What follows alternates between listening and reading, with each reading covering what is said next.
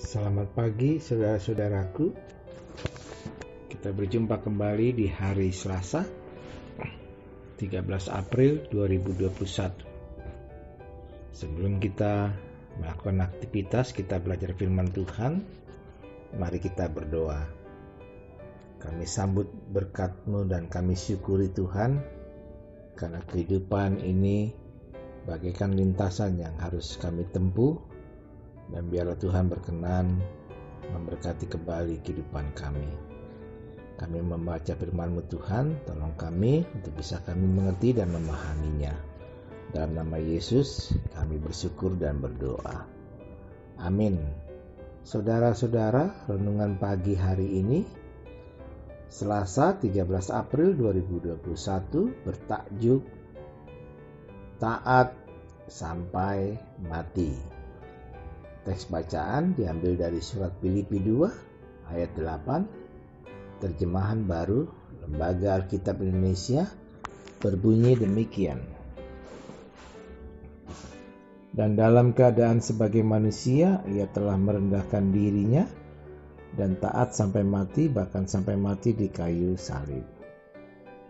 Hari ini firman Tuhan menyapa kita seputar keteladanan Yesus dalam merendahkan diri dan dalam ketaatannya kepada Allah Bapa sampai ia mati di kayu salib. Kematian dan kebangkitannya adalah megakarya Tuhan Yesus yang rela berkorban untuk menebus dosa umat manusia. Tak bisa dipungkiri bahwa sosok Yesus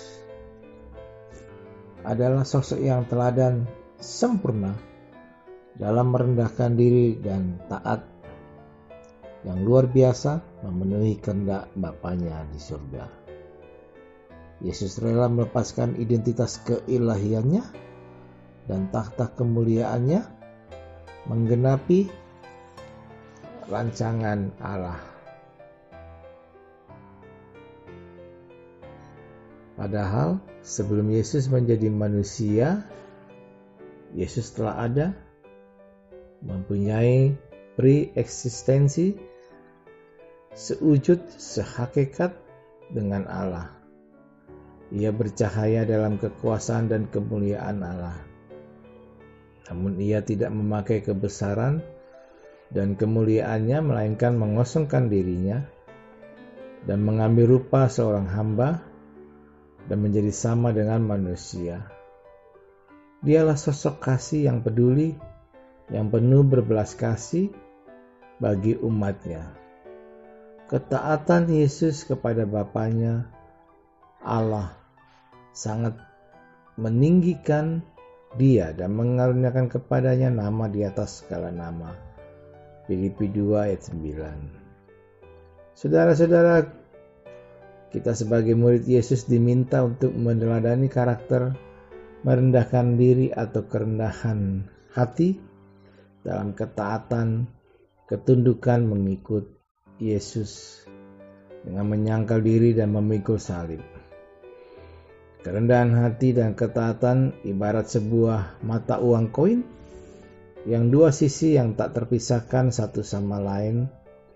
Keduanya merupakan pancaran hati dan sikap batinia, bukan kenampakan lahiria. Jauh dari sifat kesombongan diri atau merasa lebih hebat karena kaya materi atau terhormat, pintar, ataupun karena berkuasa. Melakukan kedua-duanya memang bukan perkara mudah bagi umat percaya, karena sangat berlawanan dengan sifat dunia yang begitu mengeluh-elukan prestasi, kehormatan, kekayaan, dan status sosial lainnya yang berujung pada penonjolan dan egoisme diri. Saudaraku, bagi banyak orang, apalagi yang memiliki kedudukan dan kecukupan materi, sangatlah sulit untuk merendahkan diri. Mereka cenderung minta dihormati dan disanjung. Karena itu diperlukan kebesaran jiwa, berlandaskan iman untuk melakukannya. Orang yang rendah hati dan taat kepada Allah dicirikan perilaku yang tidak semata-mata hanya memikirkan dirinya sendiri. Karena kasih Allah melingkupi hati dan jiwa seluruhnya, seperti dikhotbahkan Rasul Paulus, agar orang percaya memiliki pikiran dan perasaan yang terdapat dalam Kristus Yesus, yang adalah sumber kasih. Perlu disadari ketika kita memiliki kerendahan hati dan ketaatan, kita terlepas dari jerat perlombaan untuk sibuk berambisi mengejar kehormatan, kekuasaan, kehebatan, dan kekayaan yang dunia agung-agungkan, tetapi kesia-siaan di mata Tuhan. Perlu ditumbuhkan kesadaran akan keterbatasan diri yang menundukkan diri kepada kepasrahan akan rencana Tuhan, bergantung kepadanya, serta mengandalkannya di setiap langkah hidup kita. Kita pun bisa dengan rendah hati menerima apa yang Tuhan berikan kepada kita sekaligus mensyukurinya sebagai bagian dari rancangan indah Allah. Seperti yang tertulis dalam Roma 11 ayat 36, segala sesuatu adalah dari Dia dan oleh Dia dan kepada Dia. Apakah itu prestasi, kekayaan, jabatan, kepintaran, umur panjang, dan lain sebagainya. Sehingga tidak ada yang perlu ditonjolkan atau minta untuk dihargai atau dipuji-puji oleh orang lain. Karena sikap seperti itu sama saja mencuri kemuliaan Allah. Saudaraku, nas hari ini memberi pelajaran bahwa tidak ada yang perlu kita sombongkan dalam hidup ini.